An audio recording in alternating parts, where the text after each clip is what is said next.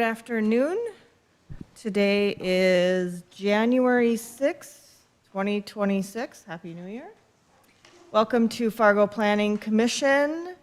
Commissioners, please note that in your packet includes the schedule for 2026 commission meetings. No action required.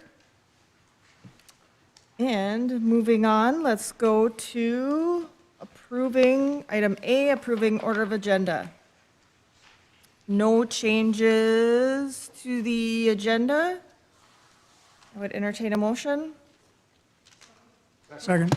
Motion and a second.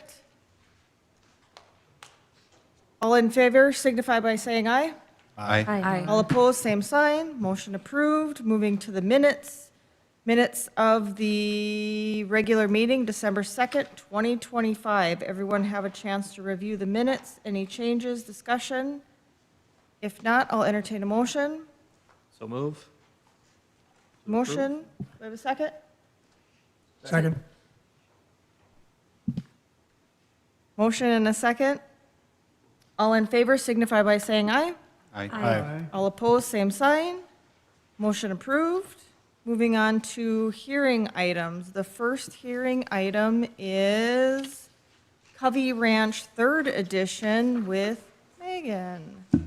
Good afternoon, Chair and Planning Commissioners. Covey Ranch 3rd Edition is an application for a major subdivision and zoning change for approximately 153 acres. General location here is south of 64th Avenue, east of 45th Street, and west of I-29. The Fargo Sports Complex is right here, and then NDSCS and Capstone Classical Academy is right here. One quick note, your commission reviewed this as an introductory item and held a public hearing on December 2nd, 2025, and did continue this item to today's meeting. There's also item D1 on this same agenda, is a similar area. It's not the exact same boundary, but there's an annexation item that will be later on in the agenda.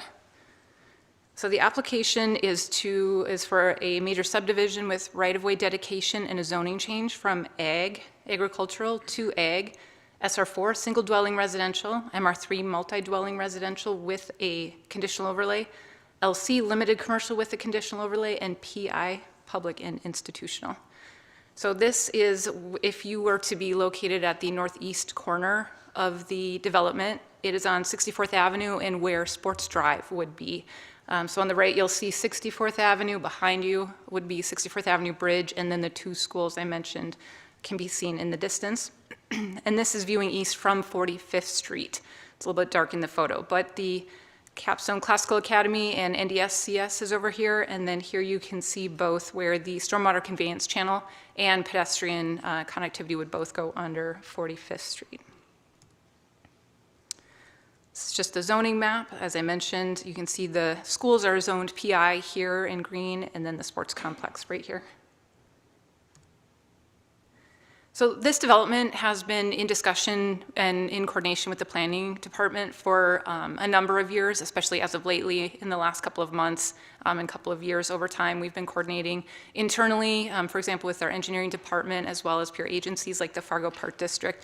So as you can imagine, there's a lot that goes into the master planning of 153 acres. And we're also thinking about how things like roadway connectivity or stormwater infrastructure is impacted outside of those bounds as well. And so we have to make sure that that connectivity is there. And so it does take a lot of coordination. So up on your screen is a lot of the things that we've been coordinating on for quite some time. Roadway alignment, connectivity, road type, driveway access management, utilities, including stormwater management, vision and design standards, pedestrian connectivity, parks and open space. And in this area, I'm gonna pop back over to the aerial image. There's quite a number of, as you can see in your packet, several applicants, so several property owners, more property owners directly, abutting to the east. So we've got a number of property owners to work together with for things like roadway alignment and connectivity. We have interstate, and so there's restrictions on connections there. And then with the stormwater conveyance, there's limited connections as well. So there's a number of considerations and things unique to this area. And for each of these items, I'll talk about them in a little bit more detail as we move forward. So up on your screen is the master plan, the area that we're talking about today. If you can see my cursor, kind of ends right here where Sports Drive, half of where Sports Drive would be, down to the southern portion or southern end of the conveyance channel over to 45th Street. It wraps around the school here and then back over. So the Capstone Classical Academy and NDSES are both part of different subdivisions and annexations, and those are zoned as already as well. So kind of everything outside of that is what we're talking about today. So you can see where our roadway connections are, and I'll talk about that a little bit more when I talk about the subdivision, but our collector networks here. And you can see where in orange, hopefully you can see that, is pedestrian connectivity. So anything that's greater than a regular sidewalk is shown in orange. So along our arterial roadways, you can't see them as much, but the west side of 40th Street, the south side of 66th Avenue, and of course on the north side of the conveyance channel, there will be a shared use path, a grade separation here over 40th Street, and then as you saw in the photo, grade separated on 45th Street. And then here there's a 6-acre park that the developers are working with the Fargo Park District on, and with the intention that due to the single crossing here, there'll be a pedestrian crossing over that channel. There is one lot here, the Park District will own that, and there's another lot over in the residential neighborhood that will be public as well, that will allow access for the residents to connect to the channel, and then the 2 lots of the channel will be owned by the city. So this is the overall master plan, so you can see south of the conveyance channel. This may be what this development looks like in the future, but that developer is already thinking about how that road connectivity might work, where the lots might go, what kind of development might front the arterial roadway. Then, of course, we have Sports Drive and connection into that neighborhood. So we have an understanding of where that road is going to go in the future when that property is ready to be developed, so that we have that connectivity there. So up on your screen is a zoning exhibit. Also in your packet is this exhibit plus a zoning narrative that talks about the zoning proposed. So I'll start up in the top corner. It's currently zoned ag. These 2 properties at the intersection of 64th and 45th Street are not intended to be zoned at this time. So they'll remain ag, and when they're ready for development, they'll come in. This is also about the portion that has already been annexed into the city. So that's where there's a little bit difference in what is being annexed and not. We'll talk about that more later. The red hatch is for commercial zoning. So that's proposed to be LC, limited commercial, with a conditional overlay. The brown hatch is MR3, multi-dwelling residential, with a conditional overlay. So there'll be design standards on both those zoning districts. The orange hatch is SR4, single dwelling residential, and then except for 1 lot right about here, that will be zoned PI. And then green is PI, public and institutional, so there'll be a Park District property, public property here, Park District likely, and then this conveyance channel will also be City of Fargo. So those are the zoning districts that are being proposed. Also noted in that narrative is that the intent is, from what we understand from the applicants, to develop the MR3 properties at a higher density, about 50 units per acre. So at some point, when they get developed, we're intending for a higher level of density on those properties. So one of the things that we have worked on with the applicants since the last meeting in December, there's kind of 3 key points. One of them is the conditional overlay. So we worked through design standards on the development. It is consistent. The draft is in your packet. It's pretty consistent with what you would see along arterials in South Fargo, on or near arterials in South Fargo. There's 2 sections. There's commercial and mixed use development, and then there's residential development. So likely, that first section will be related to those limited commercial zoning districts, and then the second section will be those MR zoning districts. So really they regulate the building form and style, site design, and have a list of prohibited uses that includes signage. So up on your screen is the plat. The other couple of things I'll mention quickly since that December meeting is there was, the last plat that you saw, there was 1 lot back, if you can see my cursor, right kind of tucked in that didn't have any right-of-way touch, and that was something that was changed. And then details of the amenities plan was another thing that we had worked on. So that is also in your packet. Largely, this plat is really not changed since the last time you saw it. So there's 153 lots in the subdivision. Sorry, 153 acres, 150 lots in the subdivision. 142 of those lots are proposed to be zoned SR4.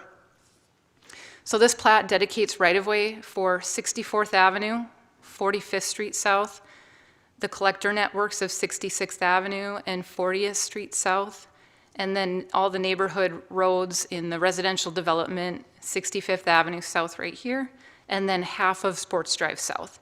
So at some point in the future, when the adjacent property to the east comes in for development for platting, they'll have to dedicate the remainder of Sports Drive South. In the interim, there will be a temporary turnaround on the east side of 65th Avenue that will allow that circulation in 65th Avenue to be constructed. There will be a roundabout at the intersection of 40th Street South and 65th Avenue South, and that will have some medians going north and south that will restrict some access points. So for example, west into Lot 3, those 4 lots there will gain access through an access easement, but this access point into each, to the east and to the west into Block 3 and Block 4 will be right in, right out because of the proximity that they are to 64th Avenue. For access points, access restrictions and control, other than the public streets that we're talking about here, such as 40th Avenue, 66th Avenue, and the existing 43rd Avenue, there'll be access points into the private development at about 8th Mile section. At some point, they will turn into right-in, right-outs only as merited when that time comes. And then Sports Drive South will also be a right-in, right-out at the time that the interchange is constructed for I-29, the ramps that are constructed that are currently programmed right now for 2028. These items are included in the amenities plan and the developers agreement, and so the applicants are aware of that restriction that will be upcoming. So the lots here you can see on the south side where that drainage channel is, the city of Fargo will own those lots. And this lot here is a little bit wider than those residential lots, though that is also one that will be publicly owned that will provide access for residents into that development. And then 66th Avenue South is a collector until it crosses 40th Street South and will become a neighborhood road, but will also connect to the east into that development. So again, at the time that they come in for platting, we'll ensure that that connectivity will be met.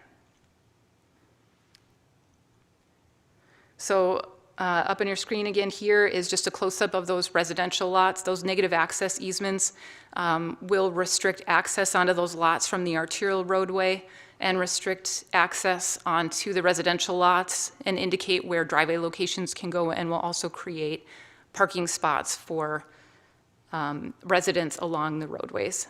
There was a comment received at the last Planning Commission related to the potential for alleys, and that comment was relayed to that applicant and to that owner. And then I'm going to jump back here. You can also see, it's a little bit harder to see, but these heavier lines also are negative access easements that restrict access into that development. So along with this, we have an amenities plan and a developer's agreement that has details specific to design and construction of improvements, utility specifics, access management, stormwater and flood protection requirements, and special assessments. And the draft of the amenities plan is in your packet. Staff has not received any inquiries on the applications, and the recommended motion is in front of you. There are a number of folks, Jace Hellman with Dabbert Custom Homes and Andrew Thill with Lowry Engineering is here. Should you have any questions, that concludes staff's presentation. Thank you. Commissioners, any questions for Megan? Megan, can you talk about the intersection design of 66th Avenue South and 40th Street, if there's going to be any sort of crosswalk or if it's a intersection with stop signs? And where I'm coming from is that we'll have 142 lots to the east of that, and I would imagine that at some point there'll be children walking to Capstone. So I want to make sure that that's a convenient and safe intersection for them. So could you talk about that layout? Sure. Yep, and I'll maybe talk briefly and turn it over to Nathan Borboom, our assistant city engineer. But we have started talking about what that design is going to look like or might look like. And I know we have talked about those crossings and making sure that, you're directing people and that there's not too many crossings, because then, you're causing more conflicts if you're adding more. I believe in this intersection, what we have talked about is having one crossing, I believe, on the south side of the road. So directing traffic instead of on either side of 66th on the south side, and that connects to the shared use path. And then there's a 10-foot shared use path on the west side of 43rd Street currently. So there would be a crosswalk that would cross there as well. And so I think, something that the city is cognizant about is what are those traffic volumes and what are those safety implications? And at some point, there could be an interim solution and a later solution if things change. We have that Safe Routes to School plan too that we can point to for some safety solutions. I'm not sure, Nathan, if you have anything to add to that. Is that sort of crossing, is that something that would show up in a master plan like this? Or is that just as the plan gets finalized, those kind of things work itself out? Sure. So certain design details get included in the amenities plan. Probably not the location of the crossing, but I do know that our engineering department is already starting to look at that layout and again, where it makes sense to have those crossings at and not. And there is potentially, again, I might ask Nathan this, but potentially some policy already in the engineering department that might suggest what might be most appropriate. Thank you. Megan, related to that, you said the mixed use will be on the south side of 66th, right? So yes, there'll be limited commercial adjacent to 45th Street, and then it'll be the Park District property, that 6-acre piece, and then from that piece over to 40th Street will be an MR3 zoning district. Okay. I'm sorry, I was meaning a mixed-use path. Oh, like bike sure. path and such on the south. Yes. Is there anything on the north side of that would give seemingly easier access into Capstone? Yeah, we did talk about the potential probably about a year ago. We received some applications on this exact same area, but a lot of it about the potential or where should that path go. And ultimately, the south side was determined to be the best location because the park was there. I do know, again, there is that shared use path on 43rd Street, and there'll still be sidewalk. There'll still be sidewalk. We're on the north side of 66th Avenue, and then on the west side of 40th Street. So there's potential for traveling up north, and I'm not sure if the developer has any intention or how that private drive might look, but I would assume that there would be a connection over to the west based, if you can see this easement, the shared use path, or I'm sorry, shared access easement that connects all the way to the edge of the plat. Perhaps there might be a connection that might make sense for the developer to include there as well. Megan, I see that the applicant has included some draft design standards for the commercial and residential properties. Has anyone gone through those and kind of looked in to see if they're in alignment with our future LDC content that's being created? Does this comply, or is it generally in compliance? My gut feeling is it feels a little light, but I'm not sure if that's true. Yes, thank you for that comment, Commissioner. We're not quite there with the land development code yet. I think we were hoping that maybe there was a possibility of some alignment, but I think this application just comes a little bit too early to know some of what that might shake out to be. So instead of guessing, what we have is a pretty consistent with other conditional overlays in South Fargo or other things that you've seen in some of the recent, for example, multi-dwelling developments about limiting the amount of accessory structures for apartments, for example.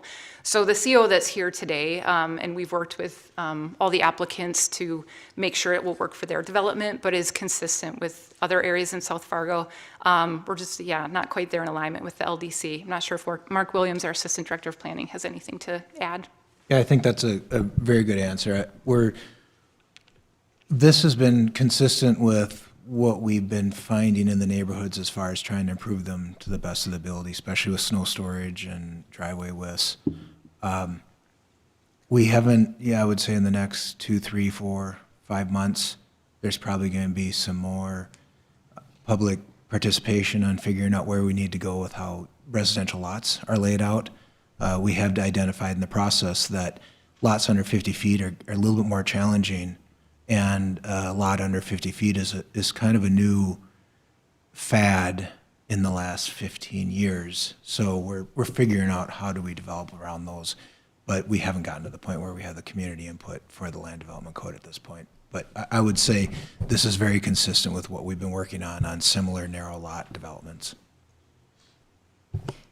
So it just seems like to me that this could be a great opportunity for us to almost use this in the background as a case study with our consultants that we're working with to almost test it out.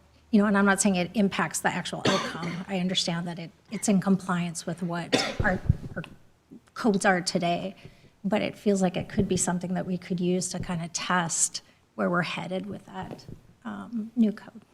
I would agree with you, and we have a couple, 2-3 other developments that are almost identical to this as far as width. So they're good case studies to be able to analyze, as well as how does that play in the incentive policy as far as what type of road network do we want in this, and how does that get owned and maintained? So there'll be some good discussions with that. Thank you. I have a rather technical question, actually. The residential streets have a 74-foot right-of-way. What are the components of the 74-foot right-of-way? I'm going to turn that over to Nathan Borboom, our Assistant City Engineer. Sure. So like Mark was alluding to here a little bit ago, the 74 feet of right-of-way, we've implemented that a few years ago on these narrower lots to create additional snow storage opportunities for not just the street or the paved street section, but also the driveways of the personal properties as well. So what we were seeing in some of the other areas where we did not have that 74 feet of right-of-way, snow storage was an issue, and our Public Works Department then was in turn having to haul out snow in those neighborhoods, which is rather costly on those years that snowfall is a little bit heavier. So we'll still maintain the sidewalk in the same position. It'll still be 2 feet off of the back of the right-of-way line or the property line, but then there'll be the 4.5-foot sidewalk, and then there'll be a wider boulevard until the back of curb. So it'll look real similar, just have wider boulevards opportunities for that snow storage. How wide will the boulevards be? Oh, I'm just trying to probably figure out about, 74 feet. What? probably about 12-ish feet, 11, 12 feet. Okay. So we'll still have a 32-foot wide road in here to allow for parking on both sides of the street. And like I said, the 4.5-foot sidewalk, so it'll be about 11, 12 feet boulevard widths. Thanks. Any other questions for staff? I'll invite the applicant up.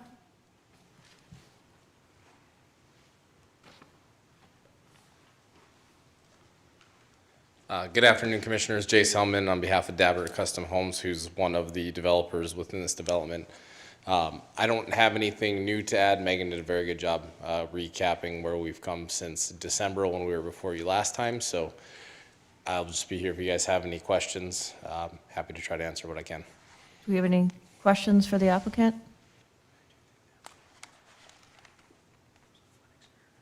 No questions? Okay. Actually, I've just one question. So you're thinking back to the MetroCog housing study and the need for missing middle. How would you say that this development helps support that?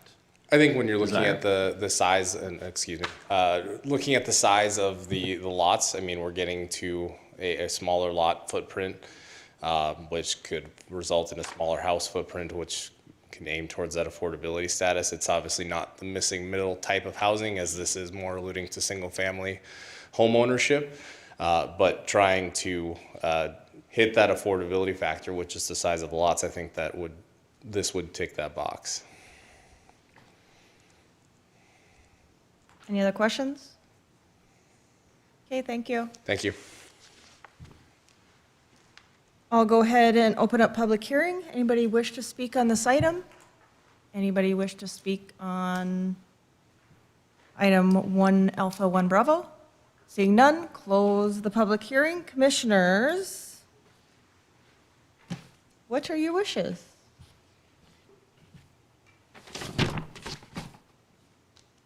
I'll move to approve per staff's recommendation. We have a motion. Do I have a second? Second. Motion and a second. Any discussion on the motion? I will just say that I have in the past expressed concerns about the way we are doing small lot subdivisions. In the long term, I think it may be problematic, and so I'll be voting no on this. Any other comments, discussion? Go ahead and take the roll. Shuey, Aye. Cly, No?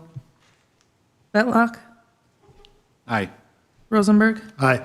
Cecil, Aye. Schmidt, Aye. Jordry, Aye. Stoffren, Aye. Hess, Aye. Mose, Aye. Tassa. Aye, motion carries. Thanks, Megan. Moving on to item number 2, Donald to present on Horace Mann School Edition. Madam Chair, before we get started, I just wanted to disclose that I am employed by Kraus Anderson, and we were selected with, from Fargo Public Schools to be the CM at risk. So just disclosing that to the group. So our commission, we have an opportunity to have her abstain from the vote or vote. So what I will do is, I'll put a motion out there that we'll do a roll call vote. If anyone wants to second the motion or change the motion. I'll second. Okay, we have a second to roll call vote. Any discussion? Okay, go ahead and take the roll. Mose, Aye. Jordry, Aye. Shuey, Aye. Rosenberg, Aye. Cecil, Aye. Cly, Aye. Stoffren, Aye. Schmidt, Aye. Betlock, Aye. Tassa. Aye, motion carries. You're allowed to vote. Now, go ahead with application number 2. Thank you, ma'am. Good afternoon, Commissioners. Donald Kress from the Department of Planning and Development. The next two projects, items 2 and 3A and B, are brought to us by the Fargo Public Schools, represented here today by their Facilities Director, James Hand, and their Project Engineer, Andrew Thill of Lowry Engineering. They're both neighborhood schools, Horace Mann and Claire Barton. They are in core neighborhoods. In addition to our regular required notification, we also notified the neighborhood representatives of these plats. What we're looking here at today are just the subdivisions, or in the case of the Claire Barton School Edition, a subdivision and a small zone change. As your commission is probably aware, the current Horace Mann School, built in 1915, is intended to be demolished at the end of this school year, and then a new Horace Mann will be built on that site. I believe this is what Commissioner Haas was referring to. We're just looking at the subdivision plat today, so your commission, the plan for the new school is not before your commission. This actually, and then the same thing with Clara Barton. No new development is proposed at Clara Barton at this time, but they're just cleaning up the property lines, one might say here. So our first one here is Horace Mann School Edition, 1025 3rd Street North. It's the full block here, and that's block 11 of Hector's Edition. It was a little foggy yesterday, but here are some shots here from different directions of Horace Mann and the surrounding residential neighborhood. This is very much a neighborhood school. In the interest of full disclosure, I went to kindergarten and first grade here. Building and area around it, it occupies the entire block. Little historical note there for you on Horace Mann. And this entire property is zoned PI, public and institutional, so no rezone is required here. The property is block 11 of Hector's Edition, and there was an alley in it. That alley was vacated in 1981. So the plat just combines all these lots into a single lot and adds some easements for utilities and sidewalk. Actually, this was done, we appreciate the school district's cooperation. This was done at the recommendation of city planning and engineering staff, that they do this replat and unify this as one lot before they go forward with the development on of the new school on that property. So again, fairly straightforward, just unifying the property lines there. The recommended motion is stated in your staff report shown on the screen. And again, Mr. Hand and Mr. Thill, representing the project, are here if you have any questions for them. Thank you, Commissioners. That concludes staff's presentation. Thanks, Donald. Commissioners, any questions for Donald? Do you have anything to add as the applicant?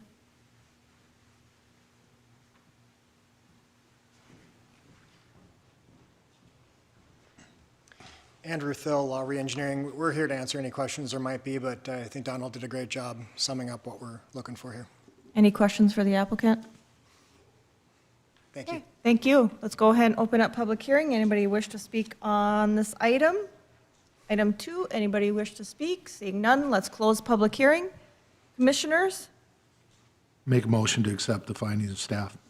I have a Second. Motion and a second. Any discussion on the motion?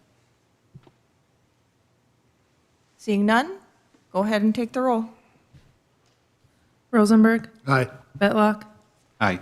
Hess, Aye. Cecil, Aye. Shui, Aye. Mose, Aye. Bly, Aye. Schmidt, Aye. George, Aye. Stoffren, Aye. Tossa. Aye, motion carries. Moving on to item 3, Alpha 3 Bravo, Clara Barton School Edition. Thank you, ma'am. So along a similar vein, this is Clara Barton School here, located on between 14th and 15th Avenue South, 6th and 7th Street South. This is a little different than the Horseman because the school district does not own the entire block. So that makes it a little different here. Here are some photographs again from a foggy yesterday. This property on the corner here, 1402 7th Street South, is not included in this plat or zone change. That is still under private ownership. The school district doesn't own that one. They did recently acquire this second property here, and that will eventually be demolished. That residence will be demolished, as I understand, and that lot will be incorporated into the subdivision. Again, here are just some other views of Clara Barton School, built in the 1920s, so a little bit younger than Horseman, and a little historical note on Clara Barton there for you too. There is no new development proposed at this time. Here the zoning is a little different. Much of the original Clara Barton area here was zoned PI, and then a lot they acquired in the 1990s was zoned PI. This yellow lot here, which is 1404, was recently, where's my cursor go here? Recently acquired, and that is going to be zone changed to PI, so it matches the zoning of the entire property. Again, as you know, PI is the appropriate zoning for government-owned buildings, including schools. Here, the plat, again, was originally platted in the 1890s of Huntington's Edition. There's no alley in this plat, as there was in the Horseman area.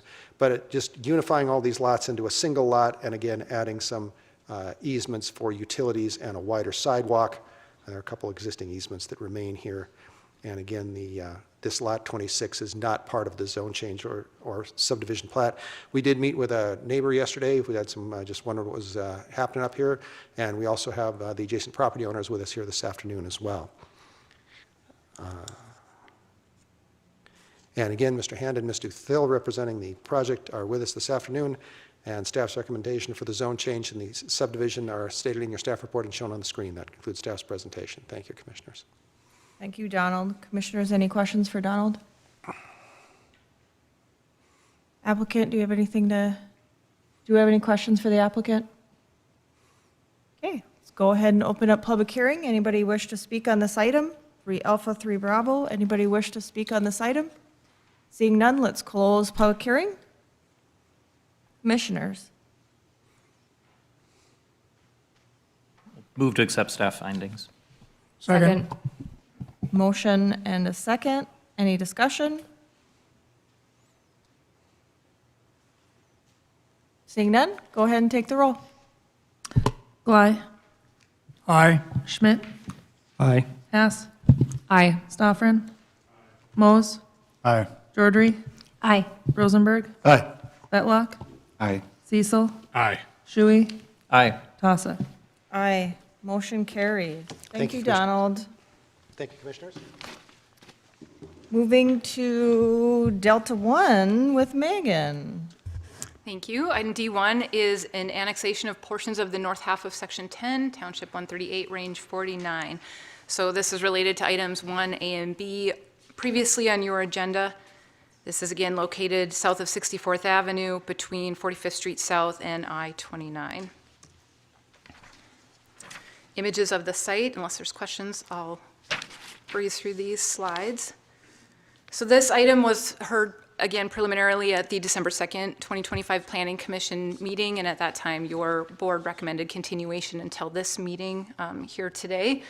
What your board is looking at is consistency with the growth plan. So here The subject property is in Supergrid 3A, and it is also within the urban neighborhood designation. And so the proposed development is consistent with the growth plan. This is 123 acres, so a little bit different size than the plat. As mentioned, this area north here has already been annexed into the city, and then there's some changes with the right-of-way dedication, so that makes up for that difference in that land area. This is an owner-initiated annexation, which is by ordinance pursuant to the North Dakota Century Code. There are 3 owners working together with this annexation, and the city is also working to acquire some property right down here to complete stormwater infrastructure. So the Planning Commission evaluates for consistency with the growth plan, and the hearing will be scheduled concurrently with the City Commission for the Covey Ranch 3rd edition. And so they take different paths, but ultimately meet up at the City Commission. So that concludes staff's presentation, and the recommended motion is up on your screen. Thanks, Megan. Commissioners, any questions for Megan? No? Seeing none? And I'll make one note, this is a non-public hearing item. Yeah. Thanks. I won't open a public hearing then. All right, what are your wishes, commissioners? I'll move the recommended motion. Second. Motion and a second. Any discussion? Take the roll, please.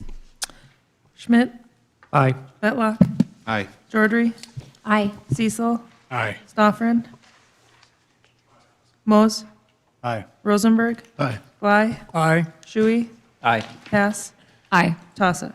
Aye, motion carries. Thanks, Megan. Thank you. Mark, I'm wondering, we talked a little bit briefly about land development code. Can we just get a brief update of maybe where we are and? We're still working on it. Hopefully here we'll get something out in the next couple months.